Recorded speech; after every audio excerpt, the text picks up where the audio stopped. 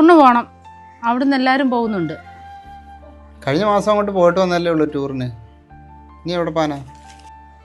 അത് കഴിഞ്ഞ പ്രാവശ്യമല്ലേ പോയത്. ഇനിയിപ്പോൾ സ്കൂൾ തുറന്നു കഴിഞ്ഞാൽ പോകാൻ പറ്റുമോ? എത്ര രൂപ ചിലവാണെന്നറിയാം എല്ലാവരും കൂടെ പോകുമ്പോൾ? അടവിനൊക്കെ ഞാൻ വഴി കണ്ടിട്ടുണ്ട്. ചൊവ്വാഴ്ചയെ SFSൻ്റെ അടവുണ്ട്. അന്നേരേ അതിൽ നിന്ന് പൈസ എടുക്കാം. 30,000 രൂപ കിട്ടും. കഴിഞ്ഞ മാസത്തെ ടൂറിൻ്റെ അടവ് ഇതുവരെ തീർന്നിട്ടില്ല. ഇപ്പം തന്നെ 2 അടവുണ്ട്. ഇപ്പം എല്ലാവരും കൂടെ ഒന്ന് പോയതല്ലയോ, ഇനിയും ഉടനെ പോകണോ? പോകാം അച്ഛാ. ഈ വെക്കേഷൻ ഇത് കഴിഞ്ഞ് കഴിഞ്ഞാൽ പിന്നെ പോകാൻ പറ്റുമോ? പിള്ളേർക്കൊക്കെ സ്കൂൾ തുറക്കത്തില്ലേ, അപ്പോഴല്ലേ പോകാൻ പറ്റത്തുള്ളൂ. എഴുന്നേറ്റില്ലേ ഇതുവരെ? ഹരിയണ്ണോ എഴുന്നേക്ക്. 7 മണി കഴിഞ്ഞ്. ഇന്ന് പണിക്കൊന്നും പോകുന്നില്ലയോ? ഇന്ന് ഞായറാഴ്ചയാടി. നീ പോ, ഇച്ചിരി നേരം കിടക്കട്ടെ. ഞായറാഴ്ചയാണെന്നും പറഞ്ഞോണ്ട് നാളെയും മറ്റന്നാളും അവധിയുള്ള അടവുള്ളതാ. എഴുന്നേക്ക്. കഴിഞ്ഞ ആഴ്ചയും കൊടുത്തില്ല എൻ്റെ ഭഗവാനെ. എന്തു അടിച്ചു മനുഷ്യന് ഞായറാഴ്ചയായിട്ട് ഓരോന്ന് കിടക്കാൻ പറ്റത്തില്ല, ഓരോരോ അടവ് മൂലം. വേഗം എഴുന്നേക്ക് കേട്ടോ. ഞാൻ കാപ്പി എടുത്ത് വെക്കാവേ. എഴുന്നേക്കണേ, ഇവിടെ കിടക്കല്ലേ, കിടന്ന് ഉറങ്ങല്ലേ. എഴുന്നേക്ക്. എന്നാ കാപ്പി കുടിക്കുക. പിന്നെ അടുത്ത ഞായറാഴ്ചയാണേ കല്യാണം.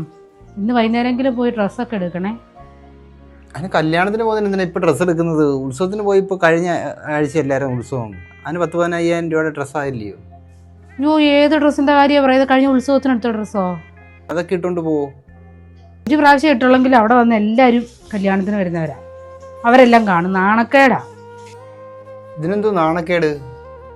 ഇത് നാണക്കേടൊന്നുമല്ല. ഇത് മറ്റുള്ളവരെ കണ്ട് അവരുടെ കൂട്ടാവാൻ നോക്കുന്നതാണ്. അതെ, ഇന്നലെ ഇവിടെ ശനിയാഴ്ചക്ക് പാണ്ടി വന്നായിരുന്നു. അയാളോടെ 10,000 രൂപ വാങ്ങിച്ചു വെച്ചിട്ടുണ്ട്. അത് ആഴ്ചയിൽ 1000 രൂപ വെച്ച് കൊടുത്താൽ മതി. 10 ആഴ്ച കൊണ്ട് പണി തരും. ശനിയാഴ്ച കൂടെ കോളൊപ്പിച്ചോ? ആ പാട് ശനിയാഴ്ച മാത്രമേ ഉള്ളായിരുന്നു ഇല്ലാത്തത്. പിന്നെ കാര്യം നടക്കണ്ടേ? പൈസയ്ക്ക് പൈസ ഇല്ലാതെ പറ്റുമോ? പൈസയ്ക്ക് പൈസ തന്നെ വേണം. അതിന് കടം മേടിച്ചിട്ടല്ല പൈസ ആക്കുന്നത്. അവൻ പറയുന്നത് സത്യമല്ലയോ മോളെ?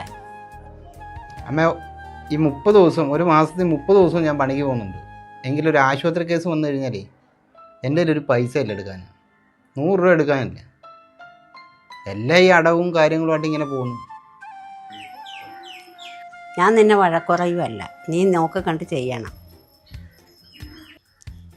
അവനൊരുത്തം കിടന്ന് കഷ്ടപ്പെട്ടാൽ നമ്മളെ 3-4 വയറ് കഴിയണം. വീട്ടിൽ വരുന്ന കാര്യം നടക്കണം, നാട്ടിൽ വരുന്ന കാര്യം നടക്കണം. ഇതിന് വല്ലതും കാണുമോ? അതുകൊണ്ട് നീ വേണം അത് കരുതി നോക്കേണ്ടത്.